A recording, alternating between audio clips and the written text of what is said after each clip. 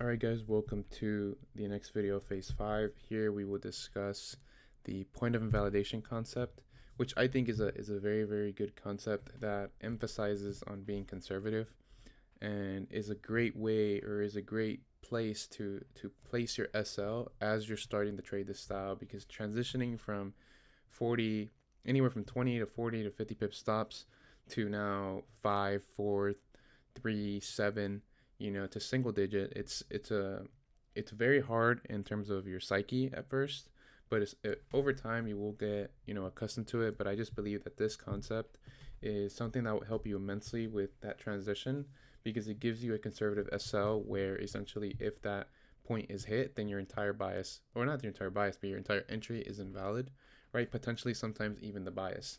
So the definition of a point of invalidation, right, is essentially a point in which the desired scenario becomes invalid if struck. So there's two types of point of invalidation that I use, right? I'm pretty sure you could come up with more ways to use it, but there's essentially one. This isn't the one that I use too much because it's more so already in the back of my head, right? Let's say we're looking at structure, right? As we're coming here, let's say we're looking for an entry here, right? The point of invalidation in terms of structure is here, because obviously this low created a new high. So if this low is now taken out, then the overall bias is essentially invalid, right? Whereas now if we create a new high, new point of invalidation, right? And just keep in mind that this low is the full bias point of invalidation, not necessarily if you take out these lows here, because there's always a chance that you can have a liquidity grab, right? Or any scenario like that, right? And I know that we have the disruption concept, right? But I'm only using this as a term of point of invalidation. I'm only using it in this context as, as the overall bias shifter. Obviously, if there's certain things that happen inside of here, then it doesn't need to take this out, because let's say we have here and then we have unwillingness, right? And then we have a break of structure, right? Then this is now the bearish point of validation. So I don't really use it for this because, like I said, it's more so in the back of my head. But I do use it a lot with entries, and that's essentially the main reasoning why I use this concept.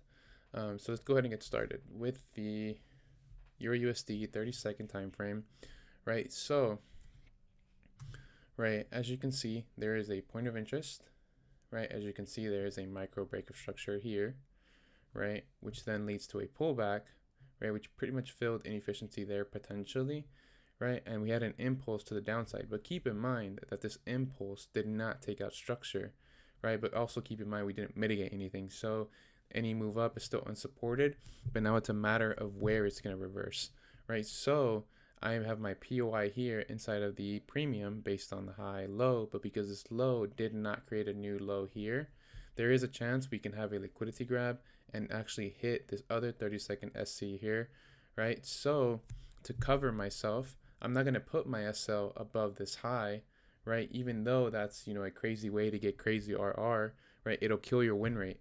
So you don't only want to do that. If you have a point of invalidation in place here, right, and you put your SL above that plus spread, of course, you can now comfortably either react here or here with the same risk profile, even though your SL is probably 1, 2, 3 pips more.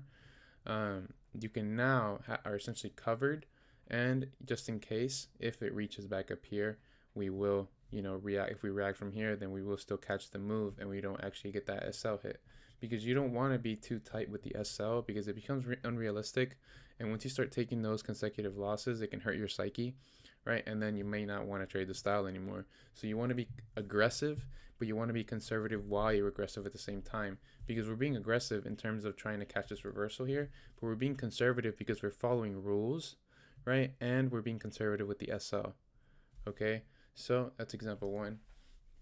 Example number 2, right? USDCAD here, another one here where you see a low to create a high, right? The initial structure break is here. This is actually more so a disruption, especially because we came back into this wick, right? Came back to mitigate this wick, and then it took it out, right? Which validates this as a disruption of bullish order flow. Therefore, this move up is unsupported. So it means there's probably a reason behind it, right? As you can see, we came back into an inefficient pricing, but I'm not going to put my SL above this inefficient pricing, right? I'd rather be conservative, and I'd rather, make sure that I get the winner. So I'm using this high because you obviously have a break of structure, a micro break of structure here based on this low, right? Which then leads to a pullback. And then here's where you see momentum, continuation, continuation, continuation, right? So that means that there is inefficient pricing left over right here.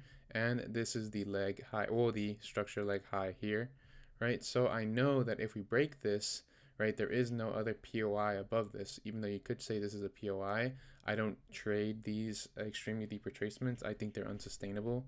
And I think if you try to trade them over time, you're going to see that you'll take a lot of losses.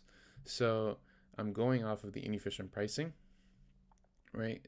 Putting this at the structural high here, right? And then, I'm obviously, even though I still get a very, very good trade here, I'm in drawdown for no more than 2-3 minutes, right? I'm now, covered in terms of SL, and I know that if my SL hits, then my entire bias, my entire trade idea is invalid.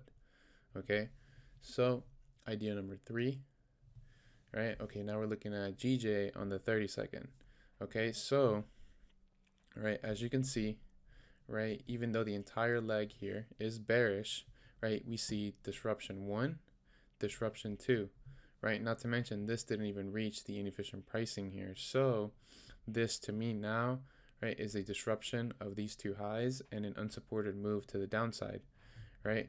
So as you can see, there's a line here.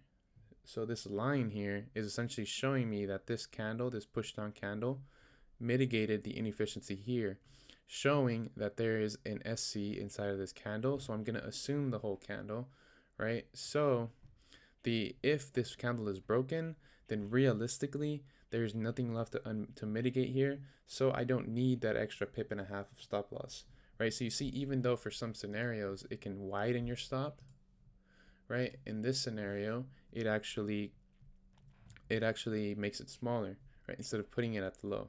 Why? Because we understand order flow, and we understand that price has to mitigate here because there's nothing left to mitigate below this, right? Or else if it does break, then the idea is, more than likely going to be invalid. Okay, so as you can see, point of invalidation at the low of this candle, right? Entry, right, on the inefficiency fill, potential SC inside of the candle, right? And as you can see, that essentially reversed. So example number 3, this is a more tricky example, but I think it's very educational, right? So we have our low, our high, we have our retracement, we have our unwillingness, we have our break of structure, hence the blue line, break of structure, right? So after the break of structure, we have a continuation to fill inefficiency, right? Continue lower, right? We broke this candle. So to me, this is disruption.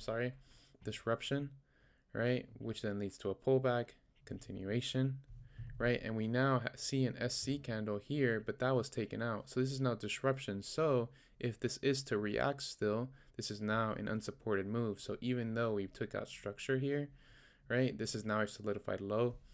I use this high just because it's where the impulse starts, but you can very well use this high. If you use this high, I'd have to use this high, then this low, then this high, then this low. Okay, so you could use this high or this high. Either one is okay as long as you understand what you're doing.